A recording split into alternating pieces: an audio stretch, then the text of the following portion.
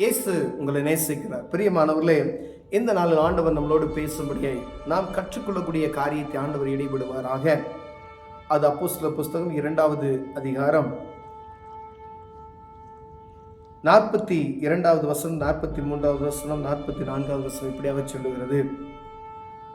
அவர்கள் அப்போஸ்தலருடைய உபதேசத்திலும் அந்நியோன்யத்திலும் அப்பம் பிற்கதிலும் ஜெபம் பண்ணுதலும் உறுதியாய் தடுத்திருந்தார்கள். எல்லோருக்கும் பயம் உண்டாயிற்று.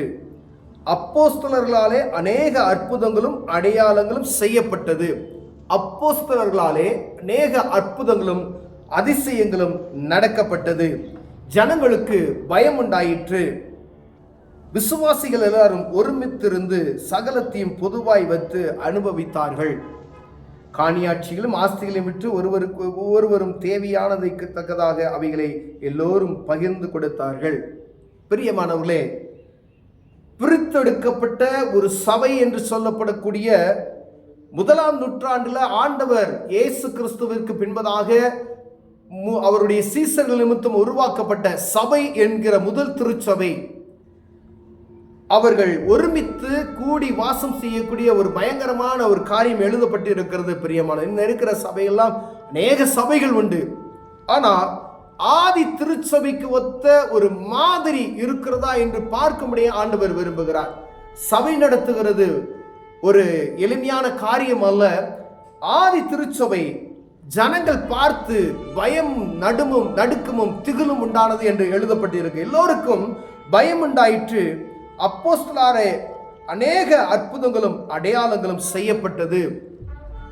எல்லா ஜனங்களுக்கும் பயமும் நடுக்கமும் உண்டானதாம். ஏன்னா அவர்களாலே அற்புதங்களும் அதிசயங்களும் நடக்கப்பட்டது என்று எழுதப்பட்டு இருக்கிறது. அவர்கள் ஒருமித்து கூடி ஒவ்வொரு நாளும் தேவ சமூகத்துல ஜெபித்து ஒரு மனமாய் எல்லாரும் ஒன்றாய் எல்லாருக்கு சமமாய் அனுபவித்த ஒரு காரியம் எழுதப்பட்டு இருக்கிறது. பிரியமானவர்களே, அந்த நேரத்துல ஒரு பட்டணத்துல கூடி ஆராதிப்பதற்கு இடம் கொள்ளாதபடி ஒருவேளை இந்த நாட்களில் சபைகளை ஆண்டவர் பிரித்து அநேக சபைகளை கொடுத்திருக்கிறார். ஆனா அங்கு காணப்பட்ட ஒரு ஒருமனம் ஐக்கியம் நமக்குள் காணப்படுகிறதா என்று பார்க்கும்படி அழைக்கப்படுகிறோம். அது குடும்பமாய் இருக்கலாம், தனிப்பட்ட ஒரு விசுவாசியா இருக்கலாம், சபையா இருக்கலாம். எல்லாருக்கும் ஆண்டவர் எழுதி வைத்திருக்கிறது ஒரு காரியம். அது எல்லா சூழ்நிலையிலும் அது பயன்படும் வார்த்தைகளாய் இருக்கிறது. ஏன்னா ஆண்டவருடைய பட்டயம் இருபுறமும் கருக்குள்ளது என்று வேதம் சொல்லுகிறது. பிரியமானவர்களே, அது ஒரு தனிப்பட்ட மனிதனுக்கும் பிரயோஜனப்படும், சபைக்கும் பிரயோஜனப்படும், பேசுகிற எனக்கும் பிரயோஜனப்படும், கேட்கிற உங்களுக்கும் அது பிரயோஜனப்படும். பிரியமானவர்களே, ஆண்டவரை குறித்ததான பயம் எனக்குள்ள முதல்ல இருக்கிறதா? இங்கு அவர்களை பார்த்து மற்றவர்கள் பயந்தார்கள், நடுங்கினார்கள் என்று வேதம் சொல்லுகிறது. ஏன்னா அற்புதங்கள் நடக்கிறது. இந்த நாட்கள்ல ஆண்டவருடைய அற்புதத்தை காத்து மேஜிக் பண்றாங்க அப்படின்னு சொல்றாங்க.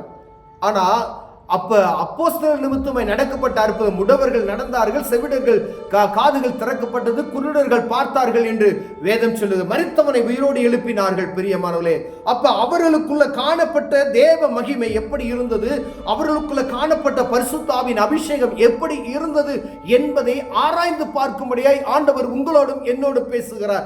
நீங்க செய்கிற காரியத்தில் இயற்கைக்கு அப்பாற்பட்ட ஒரு அதிசயம் நடக்குமேனால் எந்த மனிதனும் நம்மை கேள்வி கேட்க முடியாத அளவிற்கு ஆண்டவர் நம்மை உயர்த்த வல்லமையுள்ளவராய் இருக்கிறார். பிரியமானவர்களே, நம்ம சபையில நடக்கும் பொழுது ஆவியானவருடைய பிரசன்னம் உள்ள வரும் பொழுது ஒரு மனிதன் வியாதிப்பட்டு இருந்தால் அவன் மரணத்துக்கு ஏதுவான ஒரு வியாதி இருக்கிறவனாய் இருந்தால் அவனுக்கு அற்புதம் நடந்துச்சு அப்படின்னு சொன்னா எந்த ஒரு மனிதனும் பேச முடியாது.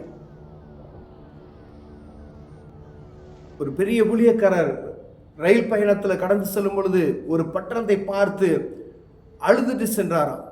அங்க அவருடைய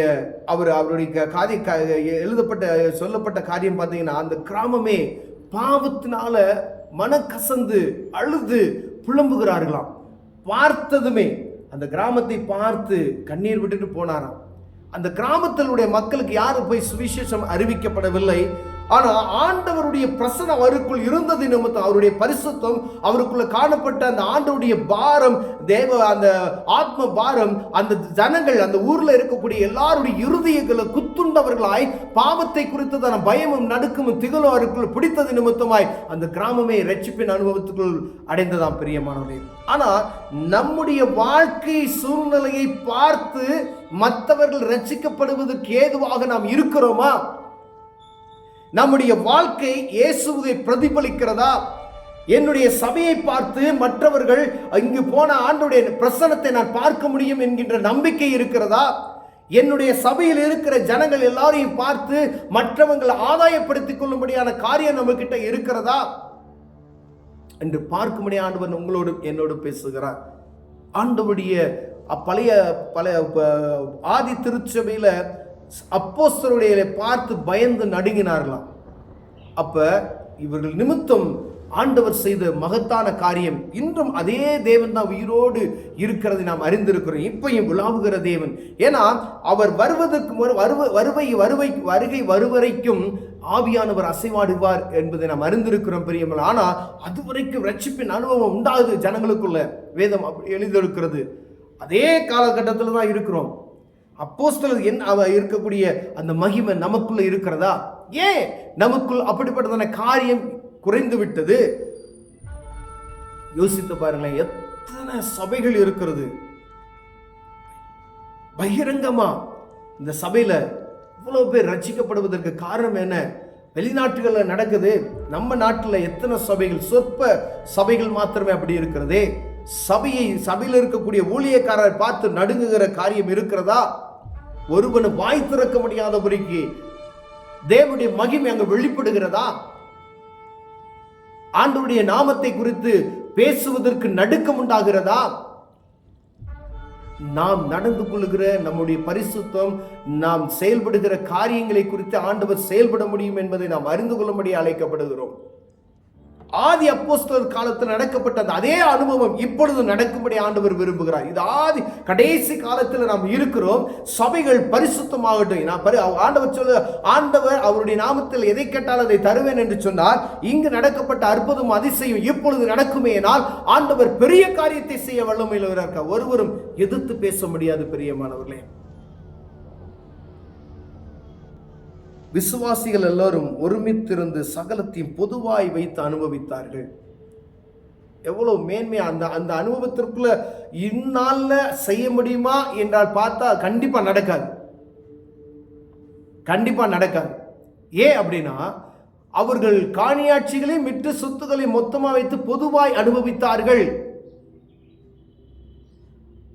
ஒரு சபை இருக்கு அப்படின்னு சொன்னா அங்க ஆண்டவருடைய மகிமை இருக்கணும். பார்த்து ஜனங்கள் நடுங்கணும். ஆண்டவர் அதை தான் விரும்பாரு. பெருமைக்கு சபை பெரிதா இருப்பதனால பிரயோஜனம் இல்லை. இந்த சபையில போனா அங்க அற்புதம் நடக்கும் சொல்லி ஜனங்கள் ஓடி வரணும். அப்படிப்பட்டதான ஒரு மகிமையை காணும்படி ஆண்டவர் விரும்புகிறார். இது கடைசி காலத்தில் நாம் வாழ்ந்து கொண்டிருக்கிறோம். பிசாசானவன் ஒரு ஜன கூட்டத்தை எப்படியாவது பாவத்தில் விழத்தள்ள வேண்டும். அவன் எப்படியாவது அநேக ஆக்சிடென்ட்களை மறித்து போகிறாங்க. எத்தனையோ விதமான மரணங்கள் ஏன் அப்படின்னா ரட்சிப்பின் அனுபவத்தை பெறாதபடிக்கு எப்படியாவது நரகத்துக்கு போக வேண்டும் என்பதற்கு அவன் செய்யக்கூடிய காரியத்தில் தீவிரமாய் செய்கிறான். ஆண்டவருடைய பிள்ளைகள் ரட்சிப்பின் அனுபவத்தை பெற்றுக்கொள்வதற்கு ஜனங்களுக்கு செய்யக்கூடிய காரியம் தீவிரமாய் இருக்கிறதா? எப்படியாவது அழிந்து போகக்கூடாது. ஆத்மா ஒரு ஆத்மா கெட்டு போகக்கூடாது. ஆண்டவர் விரும்பின அந்த காரியத்தை நாம் செய்வதற்கு நாம் எப்படி பிரயாசப்படுவோம். உலகத்தில் இருக்கக்கூடிய ஒரு மனிதனை பாருங்க. ஒரு டிவி ப்ரோக்ராம் எடுப்பதற்கு அவர் எடுக்கக்கூடிய பிரயாசங்கள், அவர்களை பார்க்க வைப்பதற்கு ஒவ்வொரு நாளும் வித்தியாசமான காரியங்களை செய்து அநேக காரியங்களை அது புதுவிதமாய் செய்து ஜனங்களுக்குள் அந்த காரியத்தை புகுத்துவதை பார்க்க முடியும்.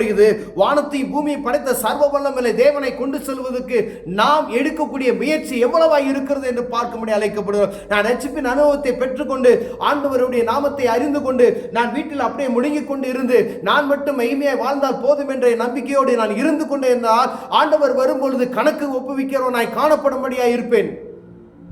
ஒருவேளை அப்படி நான் மட்டும் இருந்தா போதும், நான் ரட்சிப்பின் அனுபவத்தை பெற்றுக்கொண்டால் என்று போடுவோம். அது கிறிஸ்தவ வாழ்க்கை இல்லை.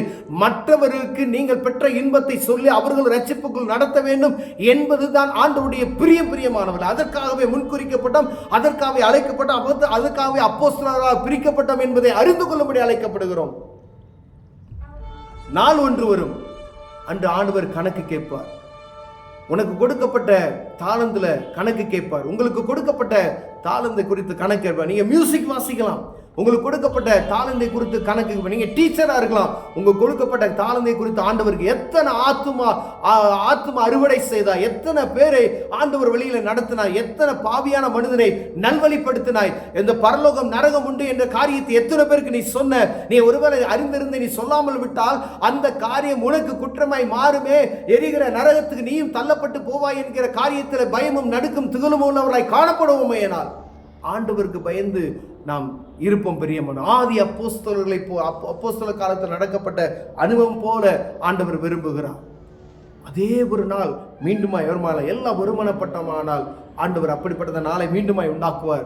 கண்களை மூடுவோம், ஜெபிப்போம். அன்பின் தகப்பனே, ஆதி அப்போஸ்தல் காலத்தில் அப்போஸ்தலர்களை பார்த்து நடுங்கின ஜனங்கள் உண்டு ஆண்டவரே. அற்புதமும் அதிசயம் நடந்ததே, அதே போல இந்த நாளை நடக்க எங்களுக்கு உதவி செய்யுங்க. இயேசுவின் நாமத்தில் பிதாவே, ஆமென்.